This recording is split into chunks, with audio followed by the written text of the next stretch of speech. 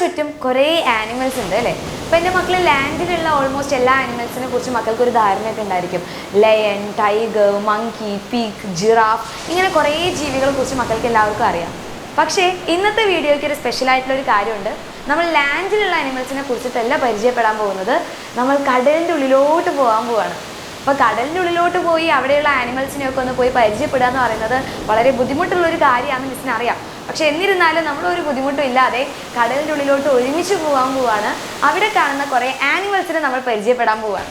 So അതേ ഇപ്പോൾ നമ്മൾ കടലിൻ്റെ ഉള്ളിലാണല്ലേ, നല്ല രസമല്ലേ കാണാൻ.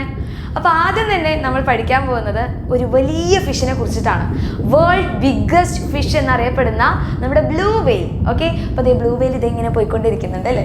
അപ്പോൾ ഈ ഒരു ബ്ലൂ വെയിൽ നോക്കിക്കഴിഞ്ഞാൽ ആക്ച്വലി ഇതൊരു ഫിഷിൻ്റെ വർഗ്ഗത്തിൽ വരുന്ന ആളല്ല, ഇത് മാമൽസിൽ വരുന്ന ആളാണ്. അതായത് പ്രസവിക്കുന്ന ഒരാളാണ് നമ്മുടെ ബ്ലൂ വെയിൽ എന്ന് പറയുന്നത്. അങ്ങനെയാണെങ്കിൽ നമുക്ക് എന്ത് ചെയ്യാം, നെക്സ്റ്റ് ഫിഷിനെ പരിചയപ്പെടാം. ഇവനെ പിന്നെ നിങ്ങൾക്ക് എല്ലാവർക്കും അറിയുന്നുണ്ടായിരിക്കും അല്ലേ. ഈ വെള്ളത്തിന് മുകളിലൂടെയൊക്കെ ഇങ്ങനെ ജമ്പ് ചെയ്ത് പോകുന്ന നമ്മുടെ ഡോൾഫിൻസ് ആണ്. അപ്പോൾ ഡോൾഫിൻസിന് ഒരു പ്രത്യേകതയുണ്ട്. അതായത് ഡോൾഫിൻ സാധാരണയായിട്ട് ഫിഷസ് ഒക്കെ കണ്ണ് തുറന്നിട്ടാണ് ഉറങ്ങുക. പക്ഷേ ഇവൻ്റെ പ്രത്യേകത എന്ന് പറഞ്ഞു കഴിഞ്ഞാൽ ഇവൻ ഒറ്റ കണ്ണ് അടച്ചിട്ടാണ് കിടന്നുറങ്ങുന്നത്. അപ്പോൾ ഡോൾഫിൻ. ഇനി ഇതേ നെക്സ്റ്റ് ഇതേ ഫ്രണ്ടിലൂടെ കുറച്ച് ആൾക്കാർ ഇങ്ങനെ ഹൊയ് ഹൊയ് എന്ന് പറഞ്ഞു പോകുന്നുണ്ട് അല്ലേ. ഇതാണ് നമ്മുടെ സീ ഹോഴ്സസ്, കടൽ കുതിര.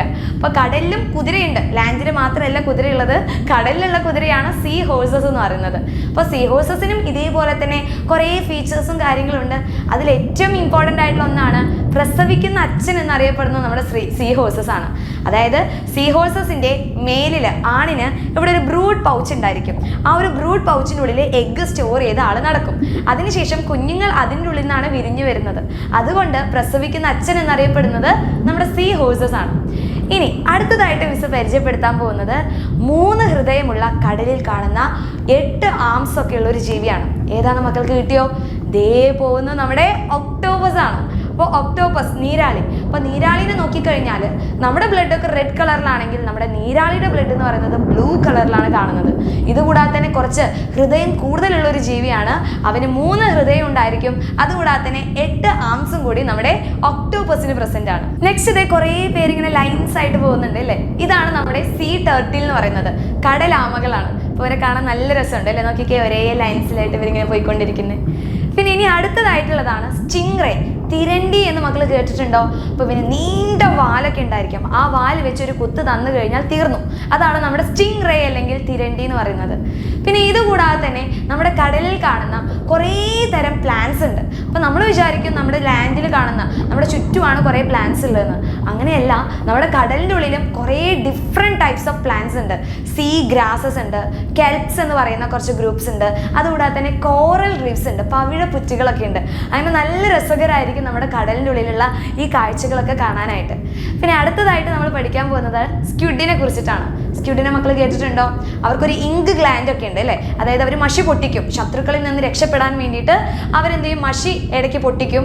എന്നിട്ട് അതിൻ്റെ വഴി രക്ഷപ്പെടുന്ന ആൾക്കാരാണ്. അതാണ് നമ്മുടെ സ്ക്വിഡ്, കൂന്തൽ എന്നൊക്കെ നമ്മൾ പറയും. നെക്സ്റ്റ് ഇവിടെ നോക്കിക്കഴിഞ്ഞാൽ കുറേ കളർഫുൾ ആയിട്ട് നമുക്കിങ്ങനെ കാണുന്ന സമയത്ത് നമുക്കിങ്ങനെ എടുത്തു നോക്കാൻ പറ്റുന്ന കുറേ ആൾക്കാരെ നിങ്ങൾക്ക് കാണാൻ പറ്റുന്നുണ്ട് അല്ലേ. ഇതാണ് നമ്മുടെ ജെല്ലി ഫിഷസ് എന്ന് പറയുന്നത്. പല കളേഴ്സിലും അതുകൂടാതെ തന്നെ നല്ല രസത്തിൽ കുറച്ച് നമുക്ക് ഒന്ന് ലൈറ്റൊക്കെ കത്തുന്നുണ്ടെന്ന് തോന്നും. അതേപോലെ പല നിറത്തിലുമായിട്ട് നമുക്ക് ജെല്ലി ഫിഷസ് നമ്മുടെ കടലിൽ കാണാൻ വേണ്ടി പറ്റുന്നുണ്ട്. പിന്നെ സീ അർച്ചിൻ, മക്കളിത് കേട്ടിട്ടുണ്ടായിരിക്കില്ല. സീ അർച്ചിൻ എന്ന് പറഞ്ഞു കഴിഞ്ഞാൽ കാണുമ്പോൾ നമ്മുടെ ലാൻഡിലുള്ള മുള്ളമ്പന്നീനെ പോലെ ആയിരിക്കും ഉണ്ടായിരിക്കുക. അതായത് അതിൻ്റെ ശരീരം മുഴുവൻ ഇങ്ങനെ മുള്ളായിരിക്കും ഉണ്ടായിരിക്കുക.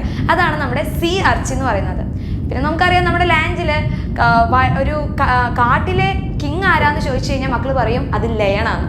അതേപോലെ തന്നെ നമ്മുടെ കടലിലും ഇതേപോലെ ഒരു ലയൺ ഉണ്ട്. അതാണ് നമ്മുടെ സീ ലയൺ എന്ന് പറയുന്ന ആൾക്കാർ. സീ ലയൺ മാത്രമല്ല, നമ്മുടെ വീട്ടിൽ വളർത്തുന്ന കവ് ഉണ്ടല്ലോ, അതേപോലെ തന്നെ കടലിൽ കാണുന്ന കവാണ് സീ കവ് എന്ന് പറയുന്നത്. അപ്പോൾ ഇങ്ങനെ ഒട്ടനവധി നല്ല രസമായിട്ടുള്ള കാഴ്ചകൾ നമ്മുടെ കടലിനുള്ളിൽ കാണാൻ വേണ്ടി പറ്റും. അതായത് നമ്മുടെ എർത്ത് ഫുള്ളായിട്ട് നോക്കുന്ന സമയത്ത്, നമ്മുടെ ഭൂമി മുഴുവനായിട്ട് നോക്കുകയാണെങ്കിൽ അതിൽ 70% വാട്ടറാണ്. അപ്പോൾ വാട്ടർ എന്ന് പറഞ്ഞാൽ എന്താണ്? അവിടെ ഓഷ്യനാണ്, ടോട്ടലായിട്ട് നമ്മുടെ വേൾഡിൽ ദർ ആർ 5 ഓഷ്യൻസ്, 5 സമുദ്രങ്ങളാണുള്ളത്.